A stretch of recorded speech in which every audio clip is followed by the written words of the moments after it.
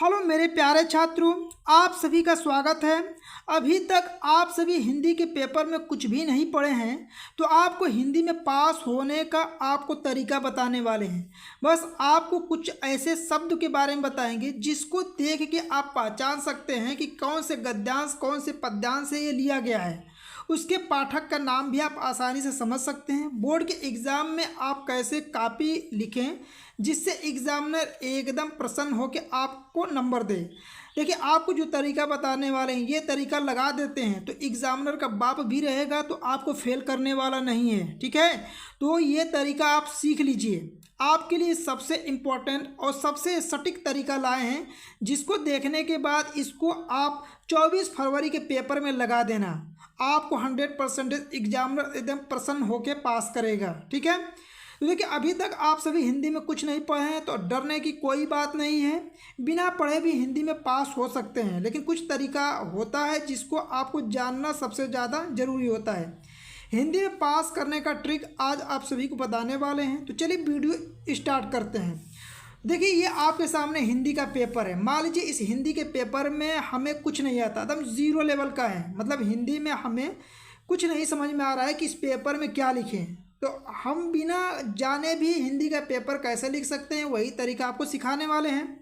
ये इसके कुछ निर्देश के बारे में पढ़ना चाहते हैं तो पढ़ लीजिएगा। आज आप सभी को खाली ट्रिक बताएंगे।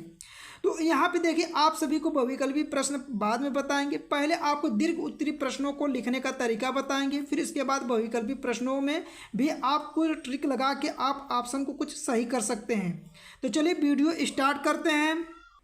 देखिए, ये आपके सामने पर बहुविकल्पी प्रश्नों को बाद में बताया जाएगा। पहले आपको दीर्घ उत्तरी जो प्रश्न पूछते हैं वर्णनात्मक प्रश्न, उन प्रश्नों को पहले देखा जाएगा। ये कॉपी है, इसी कॉपी पे लिख के आपको सभी को समझाने वाले हैं। देखिए, यहाँ से बताना पहले स्टार्ट करेंगे, फिर उसके बाद बहुविकल्पी देखेंगे। खंड व वर्णनात्मक प्रश्न, देखिए आपके बोर्ड के एग्जाम में 6 नंबर का आता है। ये आपके सामने इस प्रकार से प्रश्न पूछता है कि निम्नलिखित गद्यांशों पर आधारित 3 प्रश्न के उत्तर दीजिए। ये 3 प्रश्न आपके सामने रहेंगे। ये गद्यांश है, इसी से संबंधित आपसे अथवा में भी सवाल करके पूछता है।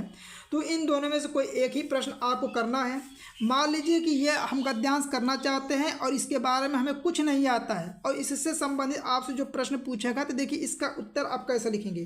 देखिए, लिखते समय आपको कुछ चीज़ें ध्यान रखना है। वो चीज़ आपको क्या ध्यान रखना है यहाँ पर समझा रहे हैं, उसको बहुत ज़्यादा ध्यान से सुनिएगा। ठीक है, देखिए खंड ब है तो यहाँ पे सबसे पहले लिखिएगा खंड ब। क्या लिखना है आपको?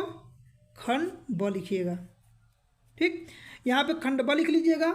फिर इसके बाद एक लाइन छोड़ के देखिए वर्णनात्मक प्रश्न है तो यहाँ पे लिखिएगा वर्णनात्मक प्रश्न। वर्णनात्मक प्रश्न, देखिए ना है ना वर्णनात्मक प्रश्न, ये कीजिएगा। और देखिए स्केल की सहायता से इसको ऐसे खींच लीजिएगा जिससे देखने में काफ़ी अच्छा लगे। ठीक है, फिर इसके बाद देखिए आपको ये प्रश्न संख्या 1 है, यहाँ पे लिखिए प्रश्नोत्तर संख्या, एक लाइन छोड़ के प्रश्नोत्तर संख्या 1, जितना बता रहे इस तरह पहले लिखिएगा। फिर यहाँ पे आप स्केल की सहायता से इसको खींच सकते हैं। ठीक है, अब देखिए यहाँ पे देखिए 3 प्रश्न पूछ रहा है, पहला दूसरा तीसरा, पहला दूसरा तीसरा। तो यहाँ प्रश्नोत्तर संख्या फर्स्ट है। पहले इसके पहले लिखने से पहले देखिए आपको क्या लिखना है। जैसे इस गद्यांश का उत्तर लिखना चाहते हैं तो इसके 1-2 शब्द पहले लिख लीजिएगा। जैसे मित्रता लिखा है तो सबसे पहले यहाँ पे लिख लीजिएगा मित्रता। मित्रता के लिए जिससे एग्जामिनर को ये समझ में आ जाए कि कौन से आप किस प्रश्न का उत्तर दे रहे हैं ना। तो यहाँ पर डॉट डॉट डॉट करते करते फिर यहाँ पे देखिए आपको क्या लिखना है, लास्ट के 2 शब्द लिख दीजिए। जैसे मित्रता खूब निभी, यहाँ पे लिख दीजिए मित्रता खूब निभी। ठीक, इस प्रकार से लिख लीजिएगा, इतना लिख लेंगे। अब देखिए पहले का उत्तर देना तो पहला लिखिएगा। यहाँ पे देखिए पहला उत्तर क्या पूछ रहा है, प्रस्तुत अवतरण के पाठ और लेखक का नाम। तो यहाँ पे सिर्फ आपको पाठ का नाम और लेखक का नाम लिखना है। चलिए आ जाइए, देखिए इसको जब आप पढ़ेंगे तो आपको समझ में नहीं आएगा कौन से पाठ का है। तो कुछ शब्द आपको बताने वाले, उन शब्दों को ध्यान रखिएगा। जैसे देखिए यहाँ पे है, मित्रता के लिए यह आवश्यक नहीं है कि 2 मित्र एक ही प्रकार के कार्य करते हों, एक ही रुचि के हों। इस प्रकार प्रकृति और आचरण की समानता भी आवश्यक नहीं है कि 2 भिन्न प्रकृति के मनुष्यों में बराबर प्रीति और मित्रता हो। तो देखिए यहाँ पे मित्रता मित्रता, मित्रता कई बार। तो देखिए यहाँ पे कौन सा पाठ है, पाठ का नाम तो मित्रता मिल जाएगा। तो यहाँ पे क्या लिखेंगे, सिर्फ यहाँ पे आपसे संदर्भ नहीं पूछ रहा है, जो पूछ रहा है उसे लिखिएगा। तो यहाँ पे लिखिएगा पाठ का नाम, पाठ का नाम। अब पाठ का नाम क्या है, मित्रता। तो यहाँ पे क्या लिखेंगे आप, मित्रता लिखेंगे। ठीक है, जब कुछ नहीं आता बस ये लिखिए पाठ का नाम क्या है, मित्रता है। इसके बाद देखिए इसमें क्या पूछ रहा है आपसे, लेखक का नाम भी पूछ रहा है। तो देखिए लेखक का नाम क्या लिखेंगे, यहाँ पे लिखिएगा लेखक का नाम। लेखक का नाम देखिए कोई भी नाम, जैसे आपको थोड़ा भी हिंदी जानते होंगे तो एक आध लेखक का नाम याद होगा, वही लेखक का नाम यहाँ लिख सकते हैं। जैसे यहाँ लिख दिए आचार्य रामचंद्र शुक्ल, क्या लिखेंगे, इसको नीले पेन से लिखिएगा, आचार्य रामचंद्र शुक्ल। बस इतना ही लिखना है, लिख देंगे आपको तुरंत एग्जामिनर 2 नंबर देगा। ठीक है, देखिए अब दूसरा नंबर का प्रश्न इसमें क्या पूछ रहा है, रेखांकित अंश की व्याख्या कीजिए। अब देखिए रेखांकित अंश की व्याख्या आपको नहीं आ रहा है तो पहले देखिए आप लिखेंगे कैसे, 1-2 लाइन छोड़ लीजिएगा, यहाँ पे लिखिएगा दूसरे नंबर का है। तो यहाँ पे लिखिए रेखांकित अंश की व्याख्या, रेखांकित अंश की व्याख्या, व्याख्या। ठीक है, बिना पढ़े भी आप आसानी देखिए कैसे लिखेंगे आपको, और स्केल की सहायता से सीधा लाइन खींच दीजिएगा। ठीक है, अब देखिए इसके रेखांकित अंश की व्याख्या करना, आपको इसमें कुछ नहीं समझ में आ रहा है कि क्या लिखे थे। बस रेखांकित अंश देखिए यहाँ से लेके यहाँ तक है ना, आपको यही लिखना है।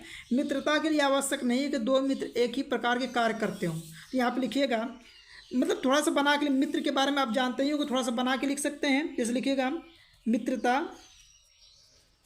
मित्रता के लिए यह आवश्यक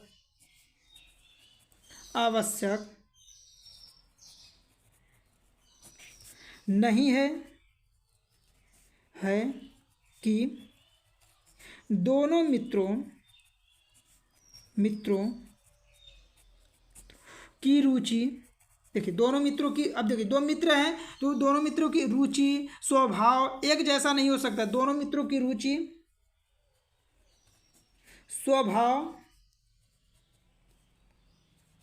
स्वभाव एक जैसा नहीं हो। ठीक है, फिर इसी को लिख सकते हैं, यहाँ पे लिख सकते हैं इसी चीज़ को। देखिए यहाँ पे मित्रता एक ही प्रकार के कार्य करते हो, देखिए कार्य करते हो यहाँ पे लिख सकते हैं। अब क्या लिखेंगे कि दोनों मित्र एक जैसा कार्य, दोनों मित्र एक जैसा कार्य करें, एक जैसा कार्य करें, ये कोई ज़रूरी नहीं है। ठीक है, अब देखिए यहाँ लिखें या एक ही रुचि के बारे में लिख दिए। इस प्रकार प्रकृति और आचरण की समानता भी आवश्यक नहीं है। इसका मतलब देखिए कैसे लिखेंगे, इसमें देखिए इसी लाइन को क्या करेंगे, छाप दीजिएगा। देखिए इसी प्रकृति और आचरण की समानता भी आवश्यक नहीं है। दोनों मित्रों में, बस दोनों मित्रों बार बार लिखिएगा दोनों मित्रों का आचरण एक जैसा हो, ऐसा जरूरी नहीं है, ऐसा जरूरी ठीक है नहीं है। एक बार बस समझ लीजिए, आप बिना पढ़े भी आप देखिए कैसे लिख सकते हैं, ऐसे लिखेंगे। इसके बाद अब देखिए समानता दिया है तो लिख सकते हैं कि ऐसा जरूरी नहीं है कि दोनों मित्रों का एक समान हो, या 2 भिन्न प्रकृति के मनुष्यों में बराबर प्रीति और मित्रता हो। तो लिख सकते हैं कि 2 भिन्न प्रकृति और मनुष्यों में बराबर समानता नहीं होता, उनकी रुचि समान नहीं होता। तो ऐसे करके आप इसका लिख सकते हैं। तो जैसे बताएं इसी तरह बोर्ड के एग्जाम में आप इसके आगे भी बना के लिख सकते हैं, कम से कम 1 पेज। ठीक है, तो मित्रता के बारे में आप जानते ही हैं। तो मित्रता के बारे में, मित्र अच्छे होते हैं, उनके साथ संगति अच्छा होता है तो अच्छे स्वभाव मिलता है, अच्छी रुचियाँ होती हैं। तो ऐसे आप बना के अनेक प्रकार कई लाइन बना के लिख सकते हैं। तो रेखांकित अंश की क्या हो जाएगा, व्याख्या हो जाएगा। समझ में आ गया ना। अब देखिए यहाँ पे अब अगला वाला पूछ रहा है प्रश्न, प्रस्तुत गद्यांश में लेखक क्या कहना चाहता है। तो अब देखिए यहाँ पे चलिए अगले पेज पे लेके चलते हैं आपको। अगला पेज पे देखिए इसका आंसर कैसे लिखेंगे, एक बार सिर्फ देख लीजिए, आपको समझ में आ जाएगा। तीसरा प्रश्न है ना, अब यहाँ पे तीसरे नंबर का प्रश्न का उत्तर दीजिएगा। सभी हिंदी का पूरे पेपर आपको बता रहे हैं कैसे करना है। देखिए गद्यांश में लेखक क्या कहना चाहता है। तो यहाँ पे पहले तो यही लाइन लिख लीजिएगा कि गद्यांश में लेखक कहना चाहता है। ठीक है, यहाँ पे यही लाइन आप छाप लीजिएगा। गद्यांश, गद्यांश में लेखक कहना चाहता है कि, देखिए क्या किए हैं हमको मान लीजिए हिंदी में कुछ नहीं, बस ये प्रस्तुत गद्यांश में लेखक क्या कहना चाहता है, यहाँ पे लिखे गद्यांश में लेखक कहना चाहता है कि। अब देखिए जब गद्यांश में लेखक कहना चाहता है, आपको समझ में नहीं आ रहा क्या लिखें, तो पहले तो यही लिख दीजिएगा कि दोनों मित्र, क्या लिखेंगे कि दोनों मित्र एक जैसा नहीं हो सकते हैं, उनकी प्रकृति एक जैसी नहीं हो सकती है, उनकी रुचि एक जैसी नहीं हो सकती है, वो एक जैसा कार्य नहीं कर सकते हैं। यानी कि यही वाला लाइन उठा के उसमें क्या करना है, लिख देना है इसके आगे। समझ में आ गया होगा ना, यही लाइन क्या लिखेंगे, इसके आगे लिख दीजिएगा कि दोनों मित्र एक जैसा कार्य नहीं कर सकते हैं, कार्य नहीं कर सकते हैं और दोनों मित्रों की प्रकृति एक जैसी नहीं हो सकती। इस तरह करके अनेक प्रकार 2-3-4 लाइन इसमें लिख सकते हैं। तो देखिए जैसे आपको समझा इस तरह लिखेंगे, एग्जामिनर तुरंत इस पे 2 नंबर देगा। ये आप लिखे हैं यहाँ पे, देखिए यहाँ पे लिखे हैं प्रश्नोत्तर संख्या सही से डाल रहेंगे, इसको देखा कि तुरंत 2 नंबर देगा, और इसको सही से व्याख्या करें 2, तो 2 2 4 2 6 नंबर तो आपको मिल जाएगा। 6 नंबर नहीं देगा तो 5 नंबर कहीं नहीं गया इस प्रश्न पे, ठीक है।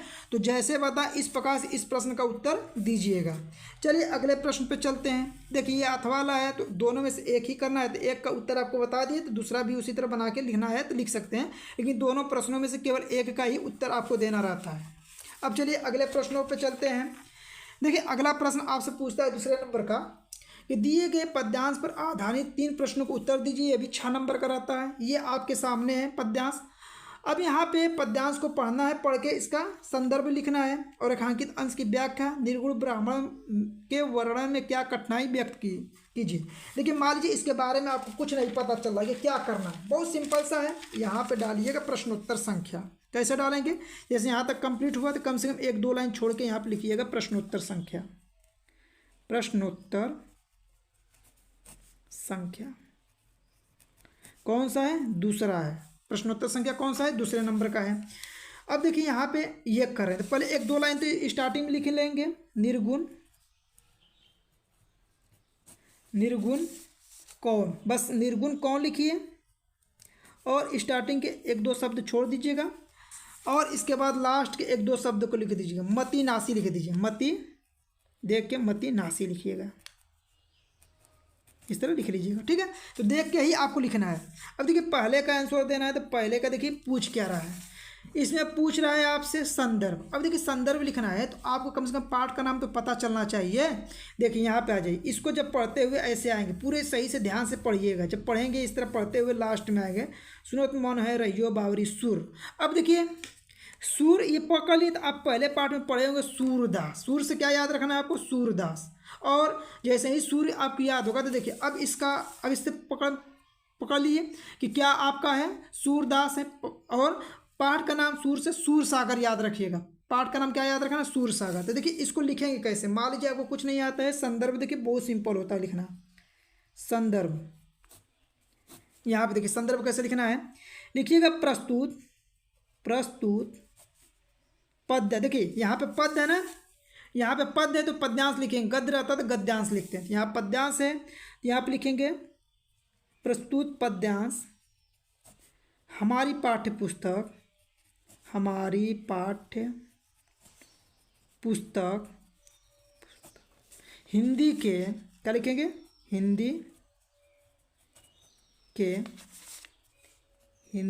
के। अब देखिए सूर सागर, सूर दिया है ना, तो वहाँ से सूर सागर पाठ का नाम लिख सकते हैं। सूर सागर नामक पाठ से लिया गया है, नामक पाठ से लिया गया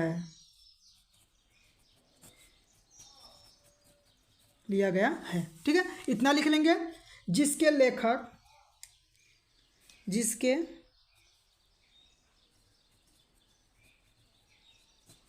लेखक के जगह पर रचयिता लिखिएगा, जिसके रचयिता सूरदास जी हैं। कौन है, सूरदास जी। इसको सूरदास लिखें, सूरदास जी हैं। ठीक, ये हो गया आपका। इसके बाद देखिए दूसरा, एक लाइन छोड़ के दूसरा नंबर देखिए क्या प्रश्न पूछ रहे हैं। इस तरह आपको क्या करना पड़ेगा, संदर्भ लिखना है। ठीक है, आप इन शब्दों को पकड़ के भी इसका आंसर निकाल सकते हैं। रेखांकित अंश की व्याख्या कीजिए। देखिए ये शब्द है, इसका रेखांकित अंश की व्याख्या करना है। निर्गुण कौन देश के वासी, मधुपुर कहीं समझे सौदे। आपको मान लीजिए इसका हिंदी आएगा, व्याख्या सही से आ रहा है तो व्याख्या सही से कीजिएगा। मान लीजिए आपको व्याख्या नहीं आ रहा है तो कुछ नहीं, छोड़ना नहीं प्रश्न को, इसी को उतार के पूरे इसको छाप दीजिएगा, एक ही में मिक्स करके। देखिए कैसे उतारना है आपको बता दे रहे हैं, उतारने का भी तरीका होना चाहिए था। पहले नंबर पे तो आप हेडिंग अच्छा से बनाएंगे। हेडिंग क्या बनाना है, ये बनाना है रेखांकित अंश की व्याख्या। यहाँ पे दिया ना रेखांकित अंश की व्याख्या, तो इसी को क्या करना है, लिखना है रेखांकित अंश की व्याख्या। रेखांकित अंश की व्याख्या।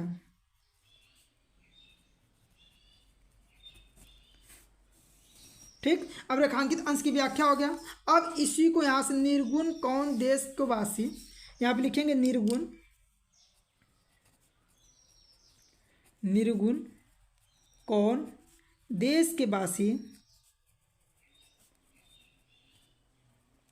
देखिए इसी तरह क्या करेंगे, आप पूरा यहाँ पे एक ही लाइन में ऐसे करके उतार दीजिएगा पूरा यहाँ तक। आपको क्या करना है, पूरे इस यहाँ से लेके यहाँ तक पूरा उतार दीजिएगा। यदि आपको हिंदी इसका आ रहा है व्याख्या सही से कीजिएगा, अन्यथा सभी को उतार दीजिएगा। आपको एग्जामिनर 6 नंबर का है तो 4 नंबर या 5 नंबर आपको एग्जामिनर दे देगा ही। ठीक है, अब देखिए निर्गुण ब्राह्मण के वर्णन में क्या कठिनाई व्यक्त करता है। तो अब ब्राह्मण के बारे में क्या कठिनाई है, इसी के बारे में 1-2 शब्द बना के लिख सकते हैं। समझ में आ गया ना कैसे लिखना है।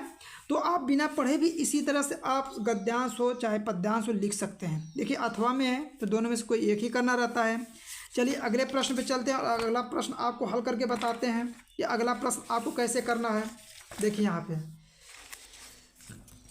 देखिए संस्कृत वाला, संस्कृत को कैसे करना है, इसका पहचान कैसे करेंगे। पहले तो आपको पहचान करने आना चाहिए कि कैसे पहचान करेंगे।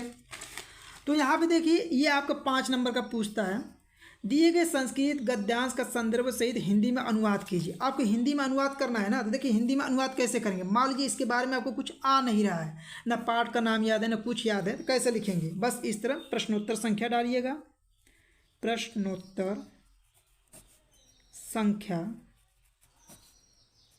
3 हो गया। प्रश्नोत्तर संख्या थोड़ा इसको अच्छे से लिखिएगा, हम जल्दी जल्दी बता रहे हैं इसकी वजह से थोड़ा राइटिंग बैठा के नहीं लिख रहे हैं। आप लिखिएगा तो खूब बढ़िया से लिखिएगा। पहले नंबर पे ये है तो इसको लिख लीजिएगा संकेत के रूप में वाराणसी, वाराणसी यहाँ पे खींच लीजिएगा और लास्ट के 1-2 शब्द लिख लीजिए, प्रशंसती, प्रशंसती। ठीक है, इस तरह आप इसको लिख लीजिएगा। लिख लिया। अब यहाँ पहला हेडिंग बनाइएगा संदर्भ।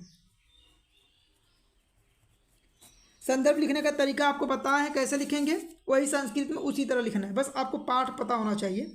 देखिए आप इसे पढ़ेंगे वाराणसी सुविख्यात प्राचीन नगरी, इस तरह लिखेंगे। तो देखिए यहाँ पे वाराणसी मिल रहा है शब्द ना, और यही शब्द आपका क्या है, पाठ का नाम है, वाराणसी नामक पाठ। ठीक है, वाराणसी चैप्टर आप सुने होंगे वाराणसी नामक पाठ से, और आपके किसी भी गद्यांश में नगर वगैरह मिलेगा तो समझ लीजिएगा वाराणसी नामक पाठ से लिया गया है।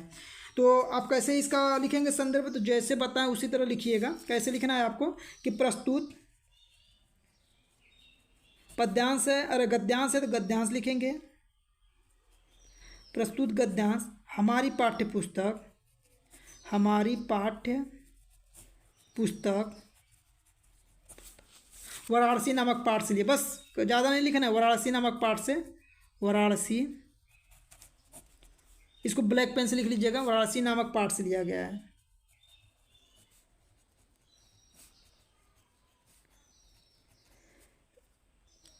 लिया गया है।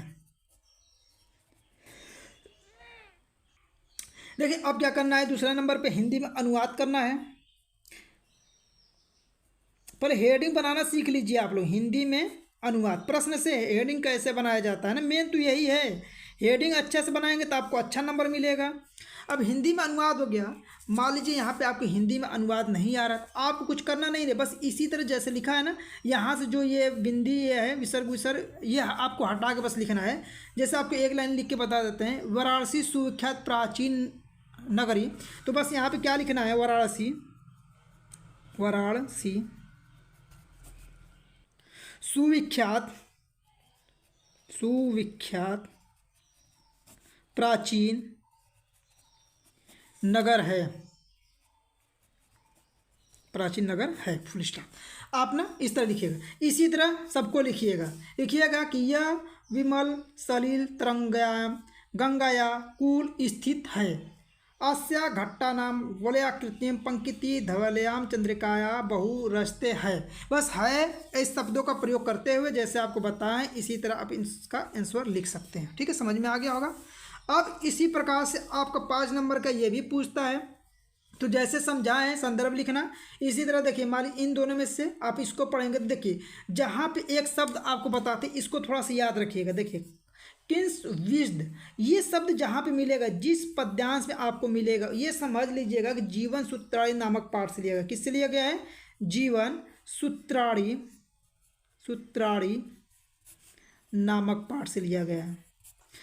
जीवन सूत्राणी नामक पाठ है ना, ये पाठ का नाम है जीवन सूत्राणी नामक पाठ से लिया गया है, जहाँ पे ये शब्द मिल जाएगा जिस पद्यांश में मिलेगा। तो आप इसका आंसर कैसे लिखेंगे? इसी तरह लिखिएगा प्रश्नोत्तर संख्या डाल के प्रस्तुत। अब देखिए पद रहेगा तो यहाँ लिखिए प्रस्तुत पद्यांश हमारी पाठ्य पुस्तक जीवन सूत्राणी नामक पाठ से लिया गया है। हिंदी में अनुवाद हेडिंग बनाएगा और इसी को यहीं पे बस या बिंदी जो रहता है इसको हटा के लिख दीजिएगा, लास्ट में है प्रयोग कर लीजिएगा। जैसे धन्या उत्तरम किस्वित धननाम, यानी कि धन्यवाद किस्वित क्या है, धन क्या होता है, ऐसे करके लिख सकते हैं, इसी को इसमें उतार सकते हैं। ठीक है, ये समझ में आ गया होगा। फिर भी आप इस तरह लिख देते हैं जैसे समझा रहे हैं, तो आप बोर्ड के एग्ज़ाम बहुत अच्छे नंबरों से पास होने वाले हैं। देखिए अगला प्रश्न है कि अपने पठित खंडकाव्य के आधार पर निम्नलिखित प्रश्नों में से किसी एक प्रश्न का उत्तर दीजिए। जो आपके जिला में जो खंडकाव्य पढ़ाया जाता है उस खंडकाव्य पर आधारित आपको प्रश्न हल करना रहता है। ठीक है, तो देखिए ये क है, इसके अलावा प्रश्नों को देख सकते हैं यहाँ पे। इसके अलावा ये सारे प्रश्न हैं, सिर्फ एक ही प्रश्न, इतने प्रश्नों में से केवल एक ही प्रश्न करना रहता है और सारे प्रश्नों को आपको क्या करना है? छोड़ देना है। ठीक है, तो चलिए अगले प्रश्न पे बताते हैं आपको। देखिए आपके सामने अगला नंबर का प्रश्न है। जैसे देखिए यहाँ पे मुक्तिदूत खंडकाव्य है ना, तो यहाँ पे मुक्तिदूत का आपको बता देते हैं कैसे लिखना है। जैसे मुक्तिदूत लिखना रहेगा तो प्रश्नोत्तर संख्या कौन सा था? ये पहले प्रश्नोत्तर संख्या आपको आना चाहिए, 5वां नंबर है ना, तो लिखेंगे प्रश्नोत्तर संख्या। प्रश्नोत्तर संख्या कौन सा है? 5वां। 5वां का कौन सा है? ख वाला है। ख है ना, झ है ना, तो यहाँ पे झ डालिएगा।